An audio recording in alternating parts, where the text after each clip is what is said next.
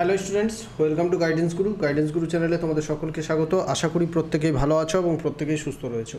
SSC MTS পরীক্ষার জন্য আমরা জিকে ক্লাসগুলো করছিলাম, সেই ক্লাসের আজ হচ্ছে আমাদের 8 নম্বর ক্লাস। তোমরা জানো যে তোমাদের পরীক্ষা হবে সেপ্টেম্বরের 30 তারিখ থেকে, পরীক্ষা শুরু হচ্ছে নভেম্বরের 14 তারিখ পর্যন্ত চলবে। তো যদি পরীক্ষা কিন্তু অনেকটাই এগিয়ে গেছে, সময় হাতে কম, এখন থেকেই জোরদার প্রিপারেশন তোমাদের নিতে হবে, তাহলেই কিন্তু পরীক্ষায় ক্র্যাক করা সম্ভব। ঠিক আছে, আর ক্র্যাক করার জন্য সব থেকে বেশি নাম্বার কিন্তু তোমাকে জিকে থেকেই তুলতে হবে, না হলে কিন্তু তুমি পসিবল না।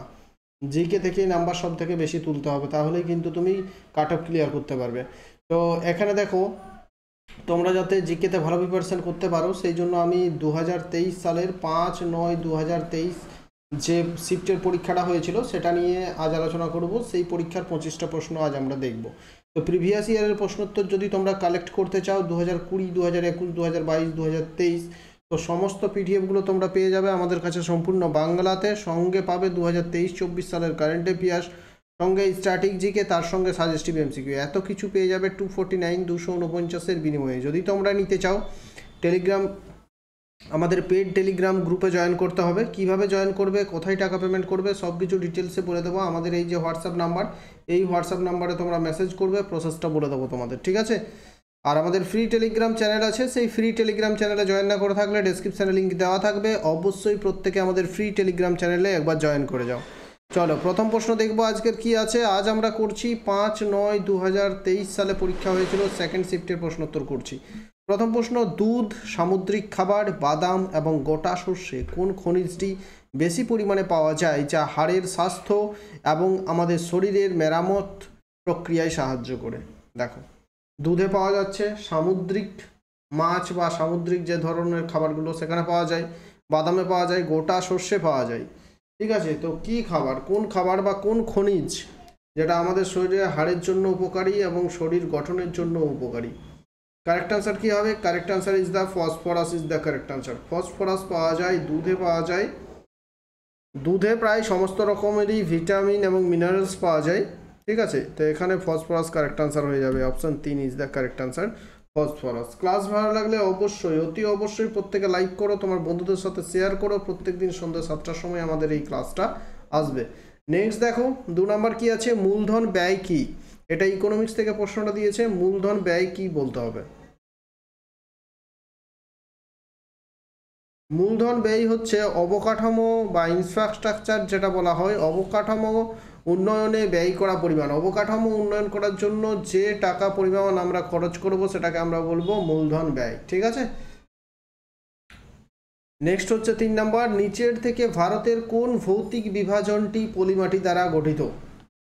এই যে ভৌতিক বা ভৌগোলিক বিভাজনগুলো আছে, উপদ্বীপ, মালভূমি, হিমালয় পর্বতমালা, দ্বীপপুঞ্জ, উত্তর সমভূমি, এগুলোর মধ্যে কোনটা বলছে পলিমাটি দ্বারা গঠিত? তো একেবারে ইজি কোশ্চেন, এর থেকে সহজ প্রশ্ন হতে পারে না। ভারতের যে মৃত্তিকার বিভাজনগুলো আছে তার মধ্যে ভারতের উত্তরে রয়েছে উত্তর সমভূমি, গাঙ্গেয় সমভূমির পুরো এরিয়াটাই হচ্ছে উত্তর সমভূমির মধ্যে পড়ছে।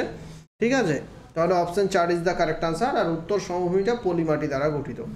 4 নম্বর প্রশ্ন, অস্কার পুরস্কার 2023 জয়ী গান নাটু নাটু এর সঙ্গীত পরিচালকের নাম কি? এটা কারেন্ট অ্যাফেয়ার্স থেকে প্রশ্ন দিয়েছে, পুরনো কারেন্ট অ্যাফেয়ার্স, বর্তমানে আর বেশি ইম্পর্টেন্ট নয়, তাও তোমাদের উত্তরটা জেনে রাখা প্রয়োজন, কারণ অস্কার তো ভারত আর রোজ রোজ পায় না, হঠাৎ করে পেয়েছে, বহুদিন পর পর একবার করে অস্কার চলে আসে।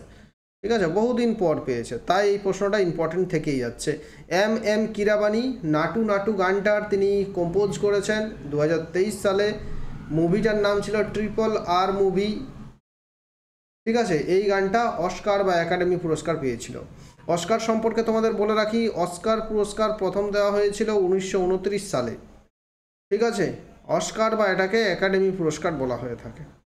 নেক্সট দেখবো আমরা 5 নম্বর প্রশ্ন কি আছে, নিচের কোন কারণে ল্যাটেরাইট মাটির বিকাশ ঘটে? ল্যাটেরাইট মাটির বিকাশ ঘটে বলতে কি বলা হচ্ছে, ল্যাটেরাইট যে মৃত্তিকা, সেই মৃত্তিকার সৃষ্টি হয়েছে কিসের ফলে? কম্প্যাকশন, লিচিং, শুধুমাত্র উচ্চ তাপমাত্রা, নাকি অবক্ষেপণ? কিসের জন্য? কারেক্ট আনসার হবে কি লিচিং, LEACHING। লিচিং হচ্ছে একটা মৃত্তিকা গঠনের প্রক্রিয়া, এই প্রক্রিয়ার মাধ্যমেই ল্যাটেরাইট মৃত্তিকা তৈরি হয়েছে। ঠিক আছে। তো এই ধরনের প্রশ্ন দেখো, বিশাল বড় সিলেবাস, যদি তুমি সিলেবাস ধরে পড়ো তাহলে এসএসসির পরীক্ষা অন্তত ক্র্যাক করা যাবে না। অন্যান্য পরীক্ষা ক্র্যাক করা যাবে, এসএসসি কখনো সিলেবাস দিয়ে পড়লে জিকেতে ক্র্যাক করা যাবে না। ঠিক আছে, এসএসসির জন্য তোমাকে পিওয়াইকিউ করতে হবে, আর যত বেশি পারো এসএসসি পরীক্ষার প্রশ্নোত্তরগুলো বারবার প্র্যাকটিস করতে হবে লিচিং প্রক্রিয়ার মাধ্যমে। উচ্চ তাপমাত্রা, বৃষ্টিপাত, ঠিক আছে, এই সব কারণেই কিন্তু এই ল্যাটেরাইট মৃত্তিকার সৃষ্টি হয়েছে, আর প্রক্রিয়াটাকে বলা হচ্ছে লিচিং প্রক্রিয়া। 6 হচ্ছে ভিতরগাঁও ইটের মন্দির নিচের কোন যুগের স্থাপত্যের একটি ভালো উদাহরণ? ভিতরগাঁওটা রয়েছে উত্তরপ্রদেশের। এটা আমি এই শিফটগুলো করানোর সময়ই ভিতরগাঁও প্রশ্নটা আরও দুবার পেয়েছি। ঠিক আছে, তো ভিতরগাঁও হচ্ছে উত্তরপ্রদেশের কানপুরের কাছে নাগার বলে একটা জেলা আছে, সেই নাগার জেলায় অবস্থিত ভারতের বৃহত্তম ইটের মন্দির, ইট দিয়ে তৈরি মন্দির। ভিতরগাঁও ইটের মন্দির নিচের কোন যুগের স্থাপত্যের একটি ভালো উদাহরণ? তো কোন যুগের স্থাপত্য? গুপ্ত যুগের স্থাপত্যের একটা নিদর্শন। গুপ্ত রাজারা ভিতরগাঁওয়ের ইটের মন্দিরটা নির্মাণ করেছিল। এটা উত্তরপ্রদেশে অবস্থিত এবং ভারতের বৃহত্তম ইটের তৈরি মন্দির ভিতরগাঁও। 7 নম্বর দেখো, খেলো ইন্ডিয়া ইউনিভার্সিটি গেমস, খেলো ইন্ডিয়া ইউনিভার্সিটি গেমসের 3য় সংস্করণের ম্যাসকটের নাম কি? যে 3rd সংস্করণ ছিল তার ম্যাসকট জিজ্ঞাসা করা হচ্ছে। তো বর্তমানে এটা আর ইম্পর্টেন্ট নয়, ঠিক আছে, পুরনো কারেন্ট অ্যাফেয়ার্স। তাও তোমাদের বলে রাখি 3rd সংস্করণের ইয়েটা হচ্ছে, ম্যাসকটটা হচ্ছে জিতু। জিতু নামটা মনে রাখার দরকার নেই। এখন তোমাদের যেটা ইম্পর্টেন্ট, খেলো ইন্ডিয়া ইউনিভার্সিটি গেমস যদি বলে কবে প্রথম শুরু হয়েছিল, তখন বলবে 2018 সালে শুরু হয়েছিল। লাস্ট হয়েছে 2023 সালে লাস্ট খেলো ইন্ডিয়া ইউনিভার্সিটি গেমস হয়েছে। এর হেডকোয়ার্টার অবস্থিত নিউ দিল্লিতে। ঠিক আছে, চলো নেক্সট প্রশ্ন দেখবো আমরা। 8, একজন যোগীর আত্মজীবনী হলো ড্যাশের আত্মজীবনী। আত্মজীবনীটার নাম হচ্ছে একজন যোগীর আত্মজীবনী। এটা কার আত্মজীবনী? Swami Dayananda Saraswati, Paramahansa Yogananda. Correct, Paramahansa Yogananda is the correct answer. Paramahansa যোগানন্দের আত্মজীবনীর নাম হচ্ছে একজন যোগীর আত্মজীবনী। পরমহংস যোগানন্দকে যদি তোমরা না জানো তাহলে তোমাদের একটু ডিটেলসে বলে দিচ্ছি। পরমহংস যোগানন্দ 1893 সালে জন্মগ্রহণ করেছিলেন, একজন ভারতীয় আমেরিকান ব্যক্তি। ঠিক আছে, তিনি যদিও ভারতে জন্মগ্রহণ করেন ব্রিটিশ শাসনকালে, ব্রিটিশ প্রভিন্স উত্তরপ্রদেশে তিনি 1893 সালে জন্মগ্রহণ করেছিলেন, উত্তরপ্রদেশের গোরখপুরে। তারপরে তিনি 1952 সালে আমেরিকার লস অ্যাঞ্জেলসে তিনি মারা যান। তো তিনি সারা বিশ্বে তার যে কি বলে ওটাকে, ঠিক আছে, তিনি সারা বিশ্বে তিনি পরিচিত হয়েছিলেন, তিনি প্রচার করেছিলেন তার যোগাসনগুলো। ঠিক আছে, আর তিনি একজন বাঙালি ছিলেন এবং নাম হচ্ছে মুকুন্দলাল ঘোষ। নাম কি? পরমহংস যোগানন্দর নাম হচ্ছে মুকুন্দলাল ঘোষ। তিনি কলকাতা ইউনিভার্সিটি থেকেই পড়াশোনা করেছিলেন, মুকুন্দলাল ঘোষ। নেক্সট প্রশ্নে চলে যাব, 9 নম্বর প্রশ্ন। ঝাড়খণ্ডের পাইকা নৃত্য সাধারণত বিশেষ সম্মানিত অতিথিদের স্বাগত জানাতে বা ধর্মীয় শোভাযাত্রায় ড্যাশ উপজাতি দ্বারা পরিবেশিত হয়। শুধু জানতে হবে যে পাইকা ডান্স, ফক ডান্স, এটা কোন মানে জনজাতি দ্বারা এটা করে থাকে, কোন জনজাতি? কারেক্ট আনসার হবে মুন্ডা জনজাতিরা এই ডান্সটা করে থাকে, যেটাকে বলা হয় পাইকা ডান্স। ঠিক আছে, নেক্সট দেখবো 10 নম্বর, মাই কান্ট্রি মাই লাইফ কার আত্মজীবনী, কার অটোবায়োগ্রাফির নাম হচ্ছে my country my life? Correct answer হবে লাল কৃষ্ণ আডবাণী। লাল কৃষ্ণ আডবাণীর আত্মজীবনীর নাম হচ্ছে my country my life, my country my life. 11, ভারতের 2011 সালের আদমশুমারি অনুসারে কোন রাজ্যে নেতিবাচক জনসংখ্যা বৃদ্ধির হার রেকর্ড করা হয়েছে? নেতিবাচক জনসংখ্যা বৃদ্ধির হার রেকর্ড করা হয়েছে। কারেক্ট আনসার হবে নাগাল্যান্ড। নাগাল্যান্ডে নেতিবাচক জনসংখ্যা বৃদ্ধি করা হয়েছে। ঠিক আছে, ভারতের 2011 সালের যে সেন্সাস, সেই সেন্সাস অনুযায়ী ভারতের প্রত্যেকটি রাজ্যের জনসংখ্যা বৃদ্ধি পেয়েছে, একমাত্র রাজ্য হচ্ছে নাগাল্যান্ড, যে নাগাল্যান্ডের জনসংখ্যা কিন্তু হ্রাস পেয়েছে। ঠিক আছে, ভারতের জনসংখ্যা নাগাল্যান্ডের, যদি 2011 সালের সেন্সাস বলে দিচ্ছি তোমাদের, এই সেন্সাস অনুযায়ী সবচেয়ে বেশি জনসংখ্যা হচ্ছে উত্তরপ্রদেশ, সবচেয়ে বেশি জনঘনত্ব যদি বলা হয় বিহার, সবচেয়ে কম জনসংখ্যা হচ্ছে সিকিম, সবচেয়ে কম জনঘনত্ব যদি বলা হয় তখন হবে অরুণাচল প্রদেশ। ঠিক আছে, নারী শিক্ষা সবচেয়ে বেশি যদি বলা হয় তখন হবে কেরালা, তারপর হচ্ছে শিক্ষার হার সবচেয়ে বেশি বললে কেরালা, শিক্ষার হার সবচেয়ে কম বললে বিহার, ঠিক আছে। সেক্স রেশিও সবচেয়ে বেশি বললে কেরালা। তো এগুলো জেনে রাখতে হবে, 2011 সালের সেন্সাসটা ভালো করে পড়ে থাকতে হবে। 12 নম্বর হচ্ছে 2023 সালের মার্চ মাসে রাজস্থান ভারতের প্রথম রাজ্য হয়ে ওঠে যেটি তার জনগণের জন্য ড্যাশের অধিকার প্রদান করে। তো 2023 সালের মার্চ মাসে ভারতের প্রথম রাজ্য হিসেবে একটা রাজস্থান একটা বিল পাস করেছিল, যে বিলে বলা হচ্ছে যে সাধারণ মানুষকে স্বাস্থ্যের অধিকার প্রদান করছে, ঠিক আছে। তো রাজস্থান প্রথম রাজ্য হিসেবে স্বাস্থ্যের অধিকার প্রদান করেছে। 13 নম্বর হচ্ছে সুভাষচন্দ্র বসুর রাজনৈতিক গুরু কে ছিলেন, ঠিক আছে। এই প্রশ্নের উত্তরটা আমি বলে দেবো না, দেখি কে কে পারে। হোমওয়ার্ক আমি দিয়ে রাখলাম, প্রত্যেকে কমেন্ট বক্সে কমেন্ট করবে যে সুভাষচন্দ্র বসুর রাজনৈতিক গুরুর নাম কি, ঠিক আছে। প্রত্যেকে কমেন্ট করবে অবশ্যই। 14 নম্বর হচ্ছে শাস্ত্রীয় নৃত্যের জন্য জাতীয় পুরস্কারকে ড্যাশ বলা হয়। শাস্ত্রীয় নৃত্যের বা ক্লাসিক্যাল ডান্সের জন্য যে ন্যাশনাল অ্যাওয়ার্ড দেওয়া হয় তাকে বলা হচ্ছে অভিনন্দন সরোজা পুরস্কার বা অভিনন্দন সরোজা ন্যাশনাল অ্যাওয়ার্ড। এটাকে বলা হয় অভিনন্দন সরোজা ন্যাশনাল অ্যাওয়ার্ড। সরোজা দেবী একজন বিখ্যাত ভারতনাট্যম ডান্সার ছিলেন, যার নামে এই পুরস্কারটা প্রদান করা হয়ে থাকে, ঠিক আছে। 15 নম্বর হচ্ছে কোন রাজ্যে সর্বাধিক সংখ্যক পাটকল রয়েছে। এটাও আশা করি বলার দরকার লাগবে না, কারণ পশ্চিমবঙ্গ পাট উৎপাদনে প্রথম স্থান অধিকার করেছে, আর এতদিন পর্যন্ত পাটকল পশ্চিমবঙ্গেই বেশি ছিল। তো 2022 সাল পর্যন্তও কিন্তু পশ্চিমবঙ্গে পাটকল বেশি ছিল।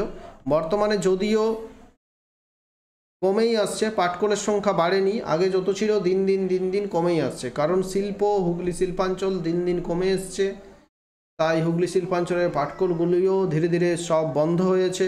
পশ্চিমবঙ্গের ব্যবস্থা তোমরা জানোই, এটা নতুন করে বলার কিছু নেই। তো বর্তমানেও কিন্তু তা সত্ত্বেও পশ্চিমবঙ্গে পাটকলের সংখ্যা ভারতের মধ্যে সবচেয়ে বেশি। 16 হচ্ছে অর্থনীতিতে বাণিজ্যিক ব্যাংকের প্রধান ভূমিকা কী। আমাদের যে ইকোনমিক্সের যে বাণিজ্যিক ব্যাংকগুলো, ঠিক আছে, সেই বাণিজ্যিক ব্যাংকগুলোর ভূমিকা কী। রাষ্ট্রায়ত্ত ব্যাংক নয়, বাণিজ্যিক ব্যাংকগুলোর, যেমন হচ্ছে HDFC, ICICI, এই সব ব্যাংকগুলোর প্রধান ভূমিকা হচ্ছে কি অর্থনৈতিক প্রবৃদ্ধি এবং উন্নয়ন প্রচার করা। অর্থনৈতিক প্রবৃদ্ধি এবং উন্নয়ন প্রচার করাই হচ্ছে এইসব ব্যাংকের লক্ষ্য। 17 নম্বর প্রশ্ন দেখব, গৌড় মারিয়া ড্যাশ রাজ্যের একটি নৃত্যশৈলী, আনন্দ এবং আহ্বানের একটি বিখ্যাত শিল্পরূপ। এটি একটি দলগত নৃত্য এবং এই নৃত্যে নারী পুরুষ উভয়েই উৎসাহের সাথে অংশগ্রহণ করে। এটা কোন রাজ্যের? গৌড় মারিয়া ডান্সের নাম হচ্ছে গৌড় মারিয়া। এটা কোন রাজ্যের একটা ডান্স? মহারাষ্ট্র, রাজস্থান, গুজরাট, ছত্তিশগড়। তাহলে এটা হয়ে যাবে ছত্তিশগড়। ছত্তিশগড়ের একটা ডান্সের নাম হচ্ছে গৌড় মারিয়া, যেখানে নারী পুরুষ একই সঙ্গে উৎসাহের সঙ্গে এই ডান্সে অংশগ্রহণ করে, ঠিক আছে। তাহলে Chhattisgarh is the correct answer. 18 দেখব, ড্যাশ তারিখে জন্মগ্রহণ করেন মোহনদাস করমচাঁদ গান্ধী, যার জন্মদিন গান্ধী জয়ন্তী হিসেবে পালিত হয়। তিনি ব্রিটিশদের বিরুদ্ধে ভারতের অহিংস আন্দোলনের সফল নেতৃত্ব দেন। তো দেখতে পাচ্ছ, সোজা সাপটা বললেই হতো যে মোহনদাস করমচাঁদ গান্ধী কবে জন্মগ্রহণ করেন বা কোন দিনটি গান্ধী জয়ন্তী হিসেবে পালন করা হয়। এত বড় দেওয়ার কিছু মানে হয় না, কিন্তু এসএসসি সবসময় চিন্তা ভাবনা করে যে কিভাবে সময়টা শেষ করা যায়, প্রশ্নগুলো পড়তে যাতে বেশি সময় লাগে, সেই জন্য এরকম করে। দেখতে পাচ্ছ সব 3-4 লাইনের কোনো প্রশ্ন দিয়েছে। কারেক্ট আনসার হবে, আমরা সবাই জানি 2 অক্টোবর গান্ধী জয়ন্তী হিসেবে পালন করা হয়। 2 অক্টোবর 1869 সালে মহাত্মা গান্ধী জন্মগ্রহণ করেছিলেন। 19 নম্বর হচ্ছে ISSF জুনিয়র বিশ্বকাপ 2023-এ ভারত পদক তালিকায় শীর্ষে ছিল।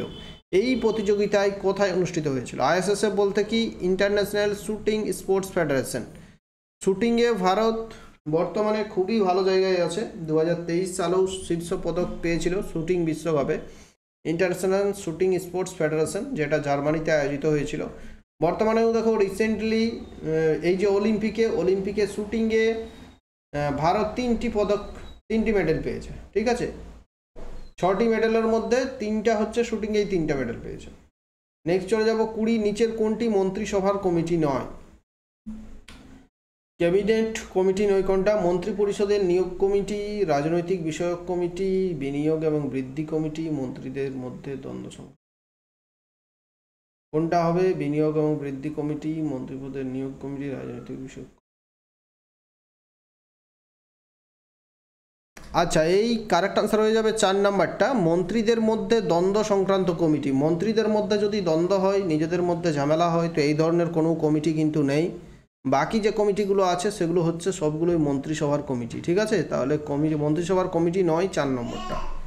5 নাম্বার চলে যাব, শিক্ষা ও সংস্কৃতির প্রসারের জন্য কে ভারতীয় বিদ্যা ভবন প্রতিষ্ঠা করেন? ভারতীয় বিদ্যা ভবন প্রতিষ্ঠা করেছিলেন শিক্ষা এবং সংস্কৃতির প্রসারের জন্য, সেটা করেছিলেন ডক্টর কানহাইয়ালাল মানেকলাল মুন্সি, ঠিক আছে? আর পরীক্ষা যেহেতু তোমাদের বেশি দিন নেই, তাই আমি কি করব, এরপর প্রশ্ন সংখ্যা একটু বাড়ানোর চেষ্টা করব, আর বেশি ডিটেলসে যাওয়ার দরকার নাই। এখন যত পারো প্রশ্ন তোমরা সলভ করার চেষ্টা করো, ঠিক আছে? বেশি ডিটেলসে পড়তে গিয়ে গোলমাল হবে, সলভ করার চেষ্টা করবে, শুধু কতগুলো পারছো সেগুলো দেখবে, ঠিক আছে? 22 হচ্ছে, ভারতীয় সংবিধানের কোন অনুচ্ছেদ সমস্ত শ্রমিকদের জন্য একটি বাসযোগ্য মজুরি এবং সামাজিক ও সাংস্কৃতিক সুযোগ সহ একটি শালীন জীবনযাত্রার মান নিশ্চিত করে? দেখছো 3 লাইনের প্রশ্ন, এটা বুঝতেই তোমাদের 1 মিনিট চলে যাবে। ভারতীয় সংবিধানের কোন অনুচ্ছেদ সমস্ত শ্রমিকদের জন্য একটি বাসযোগ্য, এটা আর্টিকেল 43 বা ধারা 43। কি বলেছে ধারা 43-এ?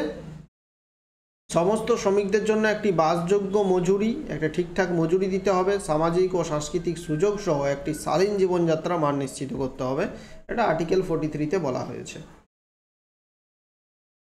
23 দেখো, নিচের কোনটি পরমানন্দ প্রক্রিয়ার দ্বারা শুদ্ধ একটি দুর্বল সুগন্ধযুক্ত গন্ধযুক্ত সাদা থেকে হলুদ বর্ণের কঠিন? তো এটা ট্রান্সলেট করতে গিয়ে এরকম হয়ে গেছে, ভুলভাল হয়েছে। পরমানন্দ প্রক্রিয়া বলে কোনো প্রক্রিয়া নেই, ঠিক আছে? তো এটা জেনে রাখো যে একটি দুর্বল সুগন্ধযুক্ত সাদা থেকে হলুদ বর্ণের কঠিন, এটা হয়ে যাবে অ্যানথ্রাসিন। অ্যানথ্রাসিন একটা এই ধরনের কঠিন যেটা ভালো সুগন্ধযুক্ত, এটা 3টি বেনজিন বলয় নিয়ে অ্যানথ্রাসিন গঠিত হয়, ঠিক আছে? আর অ্যানথ্রাসিনটা যদি তোমাদের বলে দিই, তো বেনজিন বলয়গুলো এইভাবে 11-12-এর সময় পড়েছি, তারপরে ভুলেও গেছি যে বেনজিন বলয়গুলো কীভাবে, এইভাবে 3টে বেনজিন বলয় নিয়ে গঠিত, ঠিক আছে?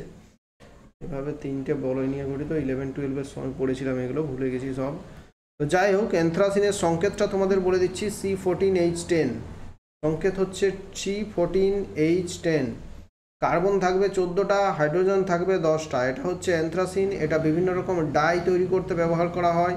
তারপর হচ্ছে পেস্টিসাইড তৈরি করতে ব্যবহার করা হয়। পেস্টিসাইড বলতে কি, কীটাণুনাশক ব্যবহার করতে। প্লাস্টিক তৈরি করতে ব্যবহার করা হয়। বিভিন্ন রকমের ডাই তৈরি করতে ব্যবহার করা হয়। তারপর পেস্টিসাইড বা কীটাণুনাশক বা জীবাণুনাশক তৈরি করতে ব্যবহার করা হয়। রঞ্জক তৈরি করতে ব্যবহার করা হয় অ্যানথ্রাসিন, ঠিক আছে? 24 দেখব, 95 বছর বয়সী ভগবানী দেবী এবং 106 বছর বয়সী রামবাইকে তাদের কৃতিত্বের জন্য যৌথভাবে বিবিসি বিশেষ ট্রফি দিয়ে সম্মানিত করা হয়েছিল। দেবী ফিনল্যান্ডের তাম্পেরে ড্যাশে 100 মিটার স্প্রিন্টে স্বর্ণপদক জিতেছিলেন। দেখতে পাচ্ছ 4 লাইনের প্রশ্ন, বুঝতে 1-2 মিনিট চলে যাবে। তো এখানে প্রশ্নটা বলেছে ভগবানী দেবী এবং 106 বছর বয়সী রামবাইকে একটা কৃতিত্ব দেওয়া হয়েছিল বিবিসি দ্বারা।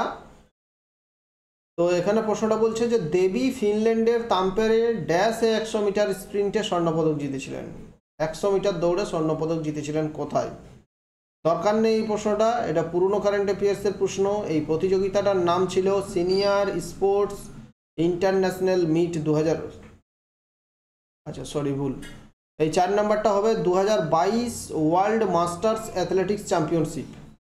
2022 সালের ওয়ার্ল্ড মাস্টার্স অ্যাথলেটিক্স চ্যাম্পিয়নশিপে 95 বছর বয়সী ভগবানী দেবী 100 মিটার দৌড়ে গোল্ড মেডেল পেয়েছিল। তো ভাবতে পারছো 95 বছর বয়সে দৌড়াচ্ছে। এখানে 106 বছর বয়সী রামবাই প্রাইজ পেয়েছিল, এই দুজন। তাহলে 4 নাম্বার কারেক্ট আনসার হয়ে যাবে। 25 দেখো, TN রাজারত্নম পিল্লাই কোন বাদ্যযন্ত্রের সঙ্গে যুক্ত? TN রাজারত্নম পিল্লাই, তার বাদ্যযন্ত্রের নাম হচ্ছে নাদাস্বরম। কি নাম? নাদাস্বরম। দেখো একটা কথা বলে দিচ্ছি, যদি নাদাস্বরম থেকে তোমাদের প্রশ্ন আসে যে নাদাস্বরম এর সঙ্গে যুক্ত ব্যক্তির নাম কি, তাহলে এই TN রাজারত্নম পিল্লাই অপশনটা আসবেই।